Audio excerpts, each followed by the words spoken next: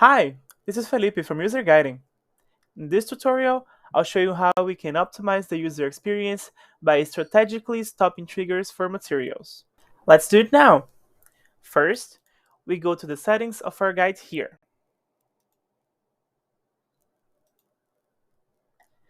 Let's break down the options we have for the stop trigger. You can choose to halt the guide after the user sees it a certain number of times, when they successfully complete the guide, or when they achieve a specific goal you set. Imagine this scenario. You have a fantastic guide that provides you valuable assistance, but you don't want to overwhelm your users. That's where the stop trigger comes in. This feature allows you to predefine when you want the guide to stop being displayed. The first option is to stop the guide after the user has seen it a certain number of times. This is particularly useful to prevent information overload. You can customize the number of views based on your understanding of user behavior and preferences.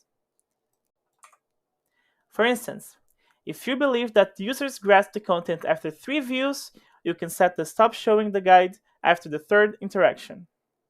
Another powerful option is to stop the guide when the user successfully completes it. This ensures that users only see the guide until they've absorbed the necessary information, enhancing their learning experience. Whether it's a step-by-step tutorial or a set of modals, once the user reaches the end and accomplishes the guide's objectives, the stop trigger intelligently stops displaying the guides. Now, here's where it gets even more interesting. You can also set the stop trigger to halt the guide when users achieve a specific goal that you've defined.